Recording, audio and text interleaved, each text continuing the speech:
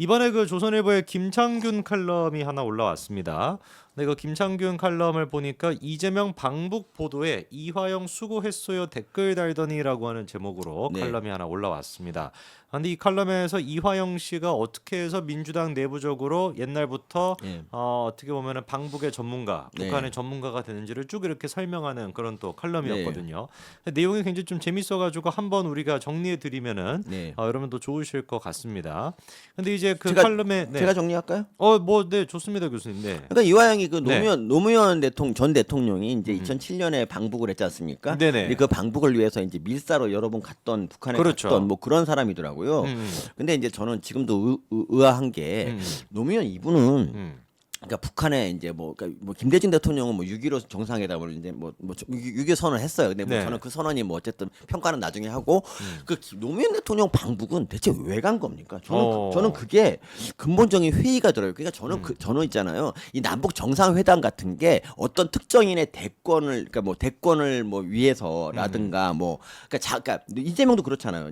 자기가 이제 북한 가서 그렇죠. 대권에 이렇게 북한을 정략적으로 이용하는 행태가 계속 되었다는 거죠. 특히 이제 이걸 제일 잘하는 애들이 좌파인 것 같아요. 그렇죠. 그러니까 김대중 북한 대통령, 이용해 김대중 먹는 거. 같은 경우도 이 2000년 4월 10일 날 정상회담 한다고 발표를 했거든요. 네. 그 3일 뒤에 총선이었어요. 아. 그러니까 이건 누가 봐도 이거는 총선 총선용. 이벤트로 한 거예요. 근데 물론 그게 이제 역풍을 맞긴 했는데, 네. 그러니까 이런 식으로 노무현 가서 북한에서 뭐라고 하는지 지금도 여전히 안개 속이야. 문재인도 그 평화 쇼 통해 가지고 그렇게 했던 거 아니었습니까? 문재인도 딱 그 뒤를 이었죠. 네, 싱가포르 그러니까 회담부터 이 시작해서. 좌파 그러니까 맨날 이제 우리한테 북풍 이렇게 보수한테 북풍 뭐라고 하지만 실제로 북한을 제일 많이 이용해 먹은 놈들은 좌파다. 그러니까요. 그러니까요. 그래서 저희 첫 번째 사진 한 가지 좀 띄워주시면은요. 요게 이제 아까 말씀드렸던 김창균 칼럼 얘기였고요. 그 다음 사진도 바로 좀 띄워주시면은 2006년도에 실제로 이런 얘기 있습니다. 노 대통령 비밀 접촉 통해서 남북 정상회담을 추진했다라는 것인데, 그 다음 사진도 그냥 바로 보죠. 요게 이제 나왔던 게 당시 이제 대한민국만 빼놓고 베이징에서 무슨 첫 3자 회동을 한다 이런 얘기 한창 나왔었습니다. 네. 그래서 미국과 북한, 중국 세 나라만 만나가지고 북한 핵 문제를 이제 다룬다 이렇게 이제 얘기가 나왔었는데, 네. 다음 기사도 바로 좀 보여주시면은요. 당시 이제 나왔던 얘기가 노무현 전 대통령과 김정일 국방위원장의 신뢰를 받는 핵심 인사들이 북한 핵실험 이후인 10월 중순에 베인지에서 접촉을 했다라고 하는 얘기가 나왔는데, 네. 요 지금 노무현 전 대통령의 핵심 인사라고 하는 사람이 바로 안희정과 이화영이었습니다. 그러니까 네네. 안희정이야 노무현 대통령의 오른팔 왼팔 이런 사람이고, 근데 이화영은 그때까지만 해도 우리가 잘 모르는 그렇죠. 베일에 쌓인 인물이었는데 어쨌든 이 사람이 이렇게 뒤늦게 이제 방북의 전문가라는 걸 우리가 알게 됐네요. 그렇죠. 그래서 이해찬의 보좌관으로 이화영이가 정계에 들어왔고, 네. 열린우리당의 국회의원이 되고 난 다음에 이제 요때부터 노무현 때부터 시작해가지고 네. 북한과 관련된 업무는 뭔가 이화영을 통해서 한다. 이런 좀 인식이 잡혔던 것 같아요. 네, 그래서 이제 나중에 이제 이재명 경기도지사가 되고 이해찬 라인 아닙니까? 네, 이재명도. 그렇죠. 그래서 자기가 그때 한창 이제 뜨거웠었던 북한과 관련된 이슈에 자기가 좀 한 발 올리기 위해서 이화영을 평화부지사로 임명을 하고 계속해가지고 청탁을 넣었다라고 합니다. 네. 놀랍게도 그런데 그 다음 사진 보여주시면은 요게 이제 2018년도 당시에 방북 이제 특사단인데, 보시는 바처럼 이재명의 얼굴은 없어요. 그래서 문재인 가운데 있고, 김정은 있고, 이해찬도 있고, 최문순도 있고, 정동영도 있고, 박전시장도 있는데 이재명만 없습니다. 그래서 이거를 둘러싸고 이제 그때 당시 나왔던 얘기가 문재인이 이재명한테 커트를 한 거다. 네, 맞습니다. 근데 이제 좌파들은 일부러 키를 맞추는 건가요?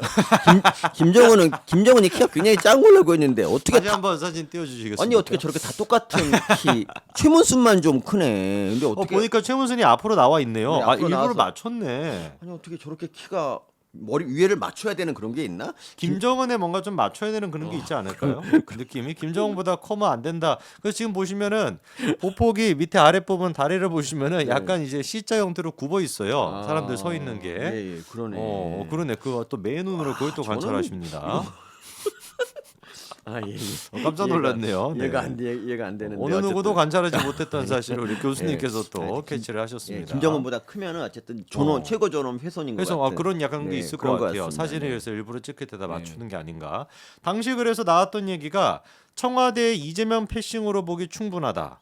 문 대통령의 남북 평화 외교를 강력하게 지지해온 이 지사 입장에서는 이런 봉변이 없다라는 식으로 기사가 나왔는데 그 이유가 2017년도 대선 당시 이재명이 문제를 굉장히 못살게 굴었기 때문에 네. 그래가지고 그거에 대한 보복, 네. 앙심을 품고서 문재인이가 일부러 이재명을 안 데리고 왔다 뭐 이런 네. 얘기가 있었습니다. 맞습니다. 그래서 다음 사진도 보여주시면은 실제로 그래서 이재명이 페이스북에 이런 글도 썼었어요. 2017년도 경선에 지지율에 취해 살짝 마음이 흔들려 과도하게 문재인 후보를 비판했다. 두고두고 마음에 빚이 있었다라고 했는데 그 다음에 바로 터진 게 해경국 김씨 예, 사건이었습니다. 그러니까 이때가 그러니까 2017년 대선 경선이 네. 이제 거의 이재명과 문재인의 대결이었잖아요. 근데 문재인이 한참 앞서갔죠. 근데 이재명이 계속 문재인한테 토론하자고 막 그렇죠, 그렇죠. 조르고 막 그랬었는데 토론에 별로 응하지 않았죠. 그랬는데 좀 비겁한 건 뭐냐면 이렇게 그냥 공식 성상에서 이렇게 얼마든지 비판할 수 있어요. 그런데 이거를 갖다 자기 마누라 이용해서, 그러니까 정의를 위하여라는 해경군 김씨 채널을 이용해서 물론 마누라인지는 아직 확인이 안 아 됐지만 저는 이거 100% 확신합니다. 어. 저는 이거 고소당해도 됩니다. 정말 얼마든지 저는 할 수 있고요. 바로 그러니까 그거 띄워주시죠. 네. 다음 사진. 여기 이제 그 유명한 정의를 위하여 해경군 김씨의 그 계정이죠. 예, 뭐 이거에 대해서 제가 전문가거든요. 최근에 공부해가지고 그래서 어어. 막 문어벙이라고도 얘기하고 뭐 너도 노무현처럼 되라. 뭐 여기 이런 지금 나오는 얘기가 딱 예. 그겁니다. 네, 문 후보 대통령 되면 꼭 네. 노무현처럼 될 거니까 그걸 그러니까 보자고요. 뭐 토론도 안 못하는 학예라고도 막 비판하고 수없이 많은 비판을 했고요. 이것 때문에 이제 이게 2018년 경기도지사 선거 때 굉장히 문제가 됐고 그렇죠. 이게 이제 공직선거법으로 고발당하는 이유가 되는데 네. 어쨌든 이거는 경찰이 수사를 열심히 해서 이건 이제 해경군 김 씨가 김혜경이 맞다라고 했었는데 불구하고 검찰이 여기서 문재인 검찰. 나중에 이제 문재인 검찰에 불기소를 했고요. 무혐의로. 근데 그 무혐의 딱 발표한 날 경찰이 이례적으로 이거는 아니다라고 입장문을 낼 정도로 이거는 터무니없는 사건이었어요. 해경군 김씨는 김혜경이 맞다고 경찰이 네. 재차. 네, 그러니까 이재명은 이 일련의 그 와중에 정말 제대로 된 대응을 못하고 계속 숨어 다녔어요. 그러니까 뭐 예를 들면 같이 당시 이제 상대방 후보 전해철 경기도지사 후보가 네네. 같이 고발하자라고 했더니 나는 안 한다. 그럼 너 이거 김혜경 맞으면 너 사퇴할래? 그랬더니 사퇴 안 한다. 뭐 이런 식으로 계속 침묵하고 동문서답하고 온갖 추태, 지금 보이는 그 추태를 6년 전에도 똑같이 했었어요. 그러니까 김혜경이 이건 100% 맞고, 그리고 이런 게 있어요. 김혜경은 이메일이 이게 이제 KKH인 거 아시죠? 네네. 이 트위터 계정이 KKH인데 자기 마누라는 해경이라고 G를 쓴대. HG를 쓴다고. HG를 쓰 김혜경이라고. 근데 그 김혜경이 다니는 교회에 김혜경 계정 보니까 K야. HK를 쓰는 거야. 그러니까 이재명 이렇게 해명한 것들이 전부 다 거짓말이었고요. 이거는 제가 100% 그러니까 이런 거를 여러분 특검을 해야 됩니다. 왜냐하면 검찰 수사가 문재인 검찰에 의해서 완전히 뭉개졌고, 그렇죠. 그리고 여기에 이게 있어요. 배소연이라고 있지 않습니까? 네. 배소연이 나중에 검찰에 출두해가지고 이랬잖아요. 이 계정 내가 만든 거라고 이런 톡도 없는 그런 헛소리 해가지고 결국에는 이제 무혐의가 나오는데 일조를 했고, 근데 더 중요한 게 이거였어요. 혹시 이거 아까 이제 뭐 얘기하시겠지만 네. 문재인 아들을 걸고 넘어졌다니까. 그렇죠. 그래서 그때 예. 이재명이 검찰 조사 받으러 가면서 이렇게 얘기했습니다.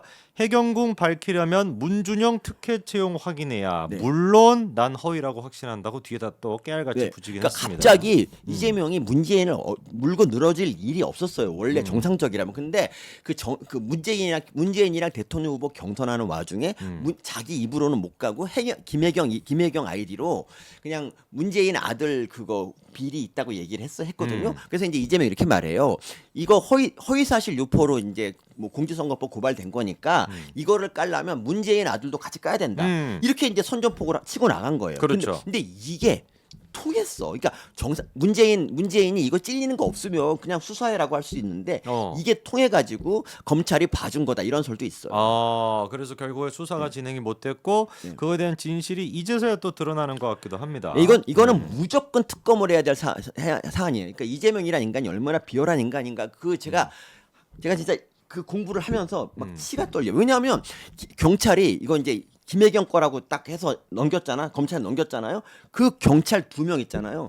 뇌물죄로 고발당해요. 그 뇌물죄로 어떻게 고발당했냐면 10년 전에 8년 전에 한밭집 비리로 들어가 있는 사람을 사주해 가지고 이 사람하고 연루됐다고 그래서 고발하게 만들어. 그러니까 이재명이 뒤끝이지. 이게 정말 나쁜 이재명은 진짜 나쁜 놈이야. 이재명 지금도 그러잖아요. 누가 자기 수사하면 그 검사를 갖다 탄핵하거나 이런 식으로 하고 검사를 갖다 아주 깔아뭉개는 이런 방법이 6년 전에도 지금만큼은 아니지만 있었다는 거고. 그러니까 이런 인간한테는 절대로 권력을 쥐어주면 안 되는 거예요. 이 사람이 나중에 대통령 되잖아요. 그럼 국민의 이런 저항권 같은 거를 이제 뭐 발동하려고 그럴 때 그런 것도 일치 안 되는. 그러니까 더 큰 권력을 가지게 되면 더 크게 탄압을 하게 되는 거예요. 그러니까 권력이 세질수록 인간이 점점 더 사악해지고 탄압이 세졌다는 거죠. 그렇죠. 나 이재명 네. 전문가. 네, 그래서 거기까지 해가지고 요 얘기 한번 정리를 해보겠습니다.